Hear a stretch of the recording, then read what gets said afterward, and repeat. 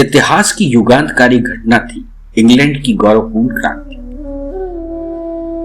सन 1685 ईस्वी में जेम्स द्वितीय इंग्लैंड का राजा बना था। उसे बहुत ही सुरक्षित सिंहासन प्राप्त हुआ था और उस समय की परिस्थिति राजतंत्र के पक्ष में थी। विरोधी दल बुरी तरह कुचला जा चुका था।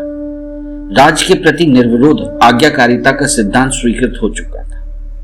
संसद के अधिकांश सदस्य राजा के दैवीय अधिकार सिद्धांत के समर्थक थे, लेकिन जेम्स द्वितीय ने स्वयं ही उस समय की परिस्थिति को विपरीत बना दिया था और उसे अंततः गद्दी छोड़कर भागना पड़ा। इसीलिए सन 1688 ईस्वी में हुई इंग्लैंड की क्रांति को गौरवपूर्ण क्रांति भी कहा जाता है। इंग्लैंड की क्रांति सन 1688 ईस्वी में जेम्स द्वितीय के शासनकाल में हुई थी। क्रांति के लिए जेम्स द्वितीय ने स्वयं ही वातावरण तैयार किया था। उसके कार्यों से सभी दलों के लोग असंतुष्ट थे। उन्हें विश्वास हो गया था कि राजा स्वेच्छाचारी शासन की पुनरावृत्ति करना चाहता है और रोमन कैथोलिक चर्च की शक्ति को बढ़ाना चाहता है। जेम्स द्वितीय कैथोलिकों को राज्य के महत्वपूर्ण पदों पर नियुक्त करना चाहता था। वह किसी भी कानून को स्थगित अथवा रद्द करने के अधिकार द्वारा अपनी सत्ता को सर्वोपरि बनाना चाहता था। वह टेस्ट एक्ट को समाप्त करना चाहता था और इसीलिए उसने न्यायालय में अपने समर्थक न्यायाधीशों को ही रहने दिया। वह स्थायी सेना की सहायता से विरोधियों पर नियंत्रण रखना चाहता था। इंग्लैंड की जनता जेम्स द्वितीय के क्रूर शासन को इसलिए बर्दाश्त कर रही थी कि उसकी मृत्यु के बाद इंग्लैंड में कैथोलिक शासन का अंत होगा। लेकिन जून 1688 ईस्वी में जेम्स द्वितीय की दूसरी कैथोलिक पत्नी से एक पुत्र उत्पन्न हुआ। पुत्र के जन्म ने इंग्लैंड की क्रांति को अति आवश्यक बना दिया। उधर लोगों को विश्वास हो गया कि जेम्स द्वितीय की नीति अनंत काल तक चलती रहेगी। इस आशंका से लोग भयभीत हो गए और क्रांति द्वारा कैथोलिक शासन के अंत का प्रयास करने लगे। प्रतिकूल परिस्थिति के कारण जेम्स द्वितीय को गद्दी छोड़नी पड़ी। इसके बाद विलियम तृतीय और मैरी को इंग्लैंड का सम्राट और साम्राज्ञी घोषित कर दिया गया। अधिकारों का घोषणा पत्र तैयार किया गया और जेम्स द्वितीय के सभी कार्यों को अवैध घोषित कर दिया गया और प्रजा तथा संसद के अधिकारों की पुष्टि की गई। आइए अब जानते हैं कि इंग्लैंड की क्रांति के प्रमुख कारण क्या थे। जेम्स द्वितीय कट्टर कैथोलिक था। कैथोलिक धर्म के सिद्धांतों में उसकी गहरी आस्था थी। वहीं वह कैथोलिकों को राज्य के प्रमुख पदों पर नियुक्त करना चाहता था। इस पक्षपात को देखते हुए प्रोटेस्टेंट लोगों ने जेम्स के कार्यों का विरोध करना शुरू कर दिया। विरोधियों का दमन करने के लिए जेम्स द्वितीय ने अनेक कठोर कदम उठाए। हाई कमीशन नामक न्यायालय की स्थापना की। कैथोलिक धर्म की आलोचना अथवा निंदा करने का अधिकार किसी को नहीं था। विरोध की परवाह न करते हुए जेम्स द्वितीय ने कैथोलिक धर्म का प्रचार जारी रखा। जेम्स द्वितीय का विश्वास था कि आवश्यकता पड़ने पर फ्रांस का राजा लुई 14वां उसे सेना और धन से सहायता देगा। इस कारण उसने फ्रांस के साथ मैत्री संबंध बनाए रखने का पूर्ण प्रयास किया। उसने रोमन कैथोलिकों को सुविधाएं प्रदान की और प्रोटेस्टेंट धर्म के अनुयायियों पर घोर अत्याचार किया। इंग्लैंड की प्रोटेस्टेंट जनता इस प्रकार के अत्याचार को सहन नहीं कर सकी।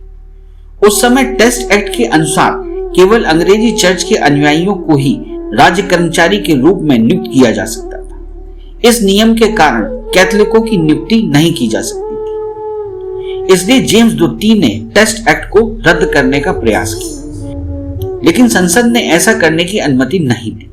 इससे असंतुष्ट होकर जेम्स द्वितीय ने संसद को ही स्थगित कर दिया। जेम्स द्वितीय का कहना था कि आवश्यकता होने पर राजा किसी भी नियम को स्थगित अथवा रद्द कर सकता है। इस अधिकार का प्रयोग करके उसने कैथोलिकों के विरुद्ध बने सभी कानूनों को रद्द कर दिया। इंग्लैंड की जनता ने राजा का विरोध किया। जेम्स द्वितीय ने विश्वविद्यालय के कार्यों में भी हस्तक्षेप किया। विश्वविद्यालय में बड़े बड़े पदों पर कैथोलिकों की नियुक्ति की गई। कैम्ब्रिज विश्वविद्यालय के उप कुलपति को पद से हटा दिया गया क्योंकि उसने एक कैथोलिक को डिग्री देने से इनकार कर दिया था। ऑक्सफोर्ड विश्वविद्यालय में भी कैथोलिक धर्म के प्रचार की व्यवस्था की गई। क्रिस्ट चर्च के अध्यक्ष के पद पर एक कट्टर रोमन कैथोलिक को नियुक्त किया गया। विश्वविद्यालय के कार्यों में हस्तक्षेप से भी इंग्लैंड की जनता असंतुष्ट थी। 1686 ईस्वी में जेम्स द्वितीय ने धार्मिक न्यायालय की स्थापना की। इस न्यायालय का मुख्य उद्देश्य पादरियों को राजा की इच्छानुसार कार्य करने के लिए बाध्य करना था। धार्मिक न्यायालय द्वारा कैथोलिक धर्म के विरोधियों को क्रूर सजा दी जाती थी। जेम्स द्वितीय को सुरक्षित सिंहासन प्राप्त हुआ था।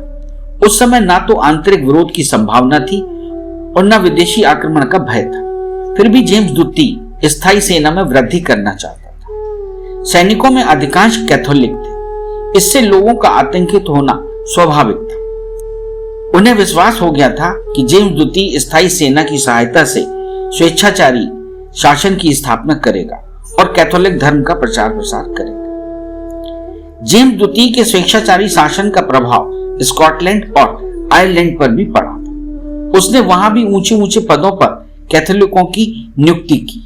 आयरलैंड के प्रोटेस्टेंट भयभीत हो गए। स्कॉटलैंड में रोमन कैथोलिकों को पूरी धार्मिक स्वतंत्रता दी गई। इससे लोगों में असंतोष बढ़ा, जिसके कारण आगे चलकर क्रांति संभव हो सकी। जेम्स द्वितीय चुनाव में भी हस्तक्षेप करने लगा था। वह संसद के सदस्यों को नामजद भी करने लगा था।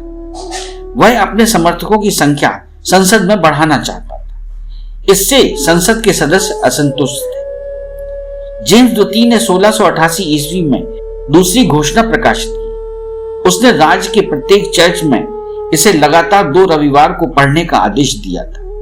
राजा की घोषणा को संसद की स्वीकृति प्राप्त नहीं थी, इसलिए राजा के आदेश को स्वीकार करना राजा की निरंकुशता को स्वीकार करना था। कैटरबरी के आर्क बिशप और 6 अन्य बिशपों ने राजा के सामने एक आवेदन पत्र प्रस्तुत कर आदेश को वापस लेने की मांग की। जेम्स द्वितीय ने इन पर राजद्रोह का अभियोग लगाकर मुकदमा चलवाया, लेकिन न्यायालय में बिशपों को निर्दोष घोषित किया गया। इससे लोगों में आनंद और उत्साह की लहर दौड़ गई। वहीं जब जेम्स द्वितीय ने अपनी कैथोलिक पत्नी से एक पुत्र को जन्म दिया, इससे लोगों को लगने लगा कि यह कैथोलिक हमेशा उन पर भविष्य में हावी ही रहेंगे। उन्हें विश्वास हो गया कि बच्चे का लालन पालन कैथोलिक वातावरण में होगा और उसे कैथोलिक शिक्षा दी जाएगी। इस प्रकार जेम्स द्वितीय की मृत्यु के बाद कैथोलिक शासन चलता रहेगा। इस आशंका से ही लोग भयभीत हो गए। अब वे क्रांति के द्वारा ही कैथोलिक शासन का अंत कर सकते थे। क्रांति के बाद बहुत सारे परिवर्तन आए, जैसे कि राजा की शक्ति में कमी आई, संसद के अधिकारों में वृद्धि हुई। क्रांति के बाद अनेक अधिनियम बने, धार्मिक सहिष्णुता को बढ़ावा दिया गया। नौसेना, स्थल सेना आदि के व्यय के ब्यौरे और ऋण का अनुमान लगाया गया। न्यायालय को स्वतंत्रता मिली।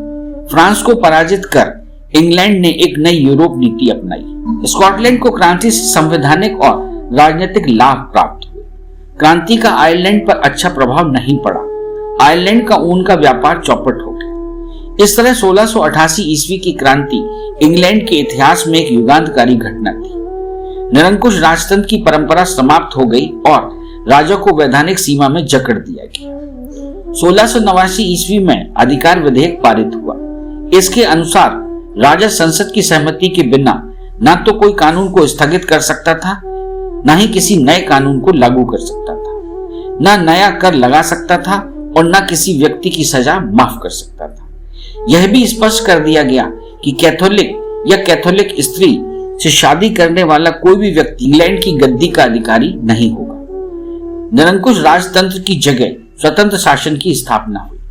संसद की शक्ति बढ़ी और राज सत्ता पर नियंत्रण रखा जाने लगा और राजकोष पर भी एकमात्र अधिकार हो गया। संसद ने विद्रोही कानून पास किया।